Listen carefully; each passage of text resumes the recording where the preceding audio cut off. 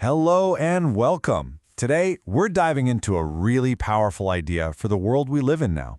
It's a whole new way of looking at our relationship with artificial intelligence, and it all comes down to the art of asking the right questions. So let's start with this question, because it really gets to the heart of everything. We're all so focused on the answers AI can give us, but what if we've been looking at it all wrong? What if the real game changer isn't in the answers, but in the questions we learn to ask? And that brings us right to this tension, a challenge that we all face pretty much every single day. I mean, think about it. We live in such an amazing time. Any piece of information, any complex idea, it's all right there, instantly. We've become experts at finding fast, easy answers. But here's the thing. When answers are cheap, what's our truly human skill? The idea here is that what really defines us isn't what we know anymore, but how we ask. It all comes down to the quality of our curiosity. So this is the fork in the road. We can either be passive consumers, just taking whatever an AI spits out first, or we can be active participants, using this incredible technology to help us form deeper, better questions and get to a much better understanding. Okay, so this leads us to the main event. Mayéutica Digital. Now, I know it sounds a little philosophical, and it is, but it's also a super practical tool for right now.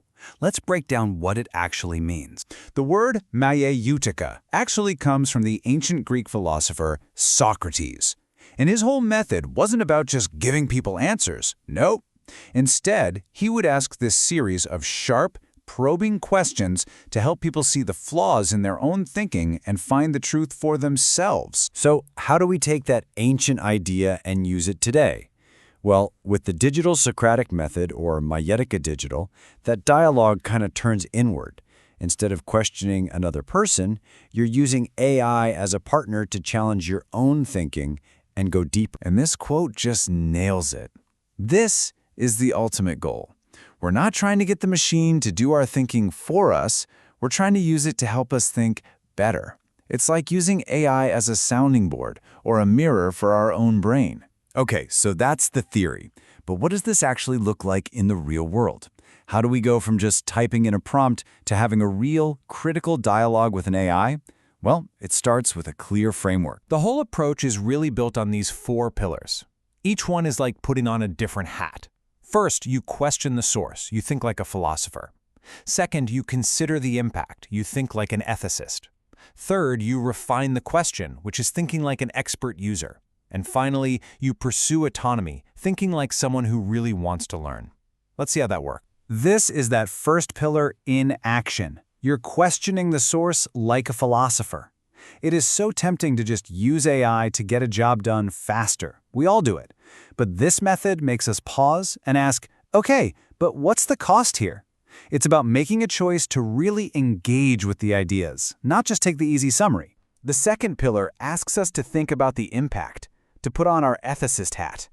We have to remember, AI learns from data that reflects our world, the good, the bad, and the biased. So asking these kinds of tough questions about fairness and inequality isn't just for a classroom, it's a real social responsibility. Now for our third pillar, refining the question. This is where you think like a pro user. And you know what the biggest rookie mistake is? It's asking one single broad question and then just stopping. A good conversation with AI is a back and forth. You start broad, then you get specific. You challenge it. You ask for other viewpoints. You push the machine to go deeper with you. And that leads right into our 4th pillar, which is all about pursuing autonomy. This really captures the student's point of view perfectly. The real test here is whether using AI this way makes you a smarter, more independent thinker. It's the difference between, say, getting a good grade on an essay versus actually becoming a better writer. So as we start to pull all these threads together, it becomes pretty clear that Mayéutica Digital is so much more than just a few tricks for writing better prompts. It's really a shift in how we approach technology altogether. It's a practice. It's a commitment you make to yourself to stay curious, to stay critical, and to care just as much about the journey of discovery as you do about the final answer. It's about choosing to be the driver, not just a passenger. And so, to wrap things up, I want to turn this method back around on you.